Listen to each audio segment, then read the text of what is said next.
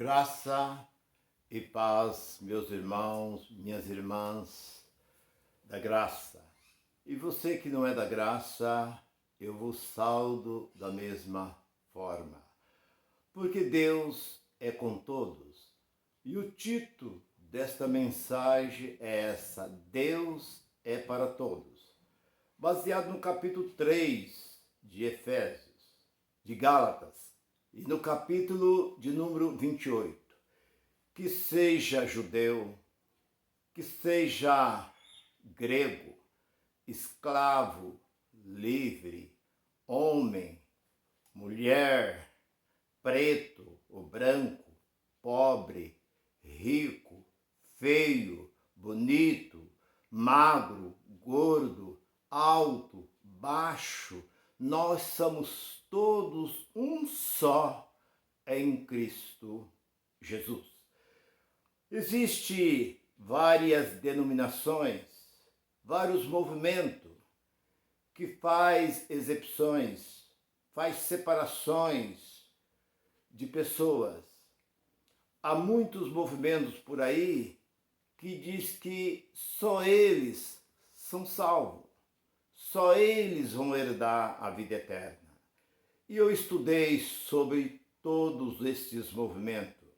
Eu posso citar o nome de algum desses movimentos, que isso está nos livros deles, está nos documentários deles.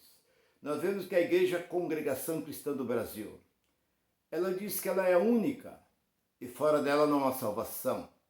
Todas as pessoas que vão para lá, eles não consideram. Você pode ter 20, 30 anos dentro de outra denominação.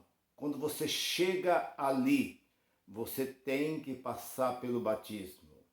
Ele diz que eles são os únicos, enquanto este movimento Congregação Cristã do Brasil começou no século XX, aqui no Brasil. Veio lá dos Estados Unidos, de Chicago. E nós olhamos para também Testemunho de Jeová, que eles pregam, anunciam, dizendo que o reino é aqui na terra, que eles vão herdar, eles vão ficar aqui na terra, herdando com Cristo aqui nessa terra. É a mensagem deles, e fora deles não há salvação. E você vê que eles não aceitam ali transfusão de sangue. Existem muitos movimentos que contradizem a própria palavra de Deus. E eles dizem que são os únicos. Você olha para os adventistas do sétimo dia, eles pregam que eles são os únicos, porque tem que guardar o sábado. O sábado é o principal para eles. E eles pregam muito sobre a lei. E a lei nós sabemos que ela terminou na cruz de Cristo. Não existe. Lá nós vemos, ali em Romanos, capítulo 10, versículo 4, que o fim da lei foi Cristo. Cristo veio para pôr fim. Agora, enquanto este movimento continua dizendo que fora deles não há salvação. Nós vemos também a Igreja dos Mórmons, que também iniciou no século XIX, por Joseph Smith. Ele diz que encontrou com Deus e com Jesus Cristo. E Jesus disse que ele seria o único que ia fundar uma igreja verdadeira, que todas as igrejas eram falsas. E aí um anjo, por nome de Mormon, levou ele a uma determinada montanha, e ali mostrou que ele cavasse ali, que ele encontrar umas placas ali de bronze. E ele cavou, encontrou umas placas e com vários dizeres. Mas ele foi revelado por Deus o que estava escrito naquelas placas. E daquela placa ele fundou este movimento chamado Mormon, que hoje existe mais de 14 milhões de adeptos. E ele diz que são únicos. Diz que fora deles não há um outro que possa herdar a vida eterna, senão eles. E outro, eles têm uma coisa em comum. Eles batizam as pessoas depois de morte. Quando uma pessoa morre, que aquela pessoa talvez não estava levando muito a sério, estava um pouco meio fora dos caminhos, eles levam aquela pessoa a um tanque e batizam aquela pessoa. Isso são coisas dos mormons. Mas isso não é diferente porque a igreja, esse movimento também chamado universal, eles fazem assim também com as pessoas. As pessoas que estão em pecado, vai lá e batiza 1, 2, 3, 4, 5 vezes. Quantas vezes? Ah, eu acho que eu tenho muito pecado, não estou conseguindo me libertar desses pecados. Eles levam a pessoa num tanque e batiza essas pessoas. Então nós vemos aí o movimento daquele outro grande movimento chamado mundial do poder de Deus. Não único ninguém, ele diz ser o único e fora deles não há. Nós vemos a Igreja Internacional da Graça, que é outro também, que não quer unir com ninguém, diz que os únicos que são certos são eles. Nós vemos também aquele movimento Plenitude, é também outro movimento. Nós vemos a Renascer, que é um movimento que não une com ninguém, diz que eles são os únicos. Nós vemos aí aquela grande seita chamada Deus é Amor. Nós vemos ali que ele diz que eles são os únicos. Começou esse movimento em 62, saiu de dentro da Igreja Brasil para Cristo. E começou esse movimento em 62 e eles dizem que eles são os únicos. A igreja mais doutrinária, a igreja mais perfeita que existe na face da terra, são eles. Enquanto nós vemos nos livros das teologias, que os teólogos, os grandes estudiosos, têm mostrado que todas essas que eu disse são seitas. Então nós vemos que isso contradiz aquilo que eu acabei de falar, que lá em Gálatas capítulo 3 e versículo 28, que seja ele preto, branco, pobre, rico, feio, bonito, não importa o seu grau, seja judeu, seja grego, gentil, não importa, que somos todos um só em Cristo. Porque Cristo não faz separação de pessoas. Porque aqueles que são de Deus já está determinado por Deus. Eu quando ouvi esta palavra, que salvo uma vez, salvo para sempre, eu não concordei com esta palavra. Eu tenho uma amiga minha que ela disse que ela era salva e que ela não perderia mais a salvação. E eu achei que isso era um exagero, porque nós podemos perder a salvação. Mas Jesus diz que aquele que vem a Ele, de maneira nenhuma Ele lançará fora. E nós vemos também lá em Gálatas, no capítulo 4, e o versículo 8, 7 e 8, nós encontramos que nós somos filhos e além de filho, herdeiro. O que é herdeiro? É aquele que vai herdar. Então nós não temos que se nos preocupar com esses movimentos religiosos, que se diz por aí, porque eu sou o único, eu sou a única, todos esses movimentos e outros movimentos mais que eu poderia aqui citar dezenas e dezenas de movimentos, porque eu estudei e conheci todos esses movimentos. Esses movimentos procedem da onde? Do homem, da própria cabeça do homem. Começou isso quando Jesus veio a este mundo, no primeiro século. Ele já encontrou 14 denominações.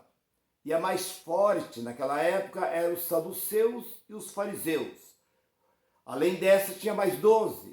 Jesus já encontrou ali um grande problema com esse movimento religioso, que isso procede da cabeça do homem. O apóstolo Paulo enfrentou muitos movimentos religiosos na época dele, e por isso Jesus sofreu perseguição até a morte de cruz, como nós sabemos. Os apóstolos passaram por tudo isso. Perseguição de quem? Daqueles que não eram religiosos? Não, foi os religiosos, os crentes da época. Foi quem tirou a vida de Jesus, foi quem tirou a vida dos apóstolos. E o que nos persegue hoje, os pregadores da graça, são os próprios religiosos. São o próprio povo que se diz evangélico, enquanto a Bíblia diz que nós somos um só em Cristo. Então você olha talvez para mim, que prego o Evangelho da Graça, você que ainda não me ouviu ou não ouviu nenhuma mensagem da graça, que o Evangelho da Graça está baseada nas 14 cartas do apóstolo Paulo, porque foi o único apóstolo que Deus levantou para nós gentil. Porque você olha para a Bíblia, você vê que ali no capítulo 1 de João, ali está dizendo que a lei foi dada por Moisés, ali no versículo 16, 17, que a lei foi dada por Moisés, mas a verdade e a graça veio por Jesus. O que é graça? O que é graça? Graça é favor não merecido. Então nós vemos em Efésios capítulo 2 e versículo 8, pela graça sois salvo. Então nós não precisa de manobra, nós não precisa pagar o preço, nós não precisa ir lá aceitar, não existe esse negócio de aceitar, porque nós já somos escolhidos antes da fundação do mundo. E nós sabemos que o Evangelho chegou às mãos do apóstolo Paulo, capítulo 16 de Romanos e versículo 25, o apóstolo Paulo disse: eu estou dizendo isso segundo o meu Evangelho, o Evangelho que Cristo concedeu a ele. Pedro, Tiago, João, Lucas, Filipe e os demais não pregaram para nós. Não adianta você se basear nas cartas de qualquer um desses apóstolos, porque esse apóstolo continuou trabalhando para os judeus, as 12 tribos de Israel que permanecia depois da ida de Jesus ao céu. Eles continuaram ainda, porque o templo estava de pé. Enquanto o templo estava de pé, eles continuaram. Ali tinha dízimo, tinha sacrifício de animais, ali todos os rituais judeus estavam ali. E eles estavam ali ainda pregando para esse povo. Mas o apóstolo Paulo saiu do meio deles e foi para o mundo gentil. Foi pregar para o gentil. E as denominações, todas, 99% das denominações prega o legalismo, prega a lei judaica. E o Evangelho da Graça prega as cartas do apóstolo Paulo. Porque o apóstolo Paulo diz que nós já somos separados e predestinados para herdar a vida eterna. Talvez você olhe para isso, você acha um pouco esquisito e tal. Você começa a nos ouvir. Você pode ouvir o Nilson, eu sou o Nilson Queiroz, do canal Verdadeira Graça, você pode me ouvir. Você tem dezenas e dezenas de pregadores aí, tem o Geraldo Moraes, tem o Cristiano França, nós temos aí o Graça Pura, nós temos vários movimentos. Eu poderia citar aí dezenas e dezenas, né, desses pregadores aí, Família em Graça, e você vai ver que não tem nada a ver com este movimento que você está aí dentro há 10, 15, 20, 30 anos. Aí dentro você está perdendo o seu tempo. Saia daí de dentro e vem para o Evangelho da Graça. E você vai conhecer, você vai surpreender no início, quando você começar a ver. Porque no Evangelho da Graça, né, não existe pastor, não existe presbítero, não existe diácono, não existe evangelista, não existe apóstolo, não existe profeta, não existe ninguém pôr a mão na cabeça de ninguém, não existe campanha, não existe nada dessas coisas, porque tudo isso é antibíblico. Isso, se você olhar para Hebreu capítulo 6 e versículo 1 e 2, você vai ver que isso não existe. E você olha também para Efésios capítulo 2, versículo 14, você vai ver que todos esses rudimentos terminou na cruz de Cristo. Toda ordenância, mandamento terminou na cruz de Cristo. Do outro lado, não tem nada a ver com o que ficou da cruz para trás. E hoje nós vemos que esses movimentos continuam pegando tudo que foi rejeitado lá na velha aliança e traz para os dias de hoje. Coisa de 4, 5 mil anos atrás, eles traz como isso fosse um jornal que foi escrito ontem ou essa noite, por exemplo. Então, coisas que são costume, tradições dos judeus, que eram festa judaica, como Pentecoste é uma festa judaica, Páscoa é uma festa judaica. Hoje, eles pegam todos esses rituais, esses movimentos lá da época de Moisés e traz para os dias de hoje. Por isso que existe essa confusão. Então, esse lugar que você está é um lugar de confusão.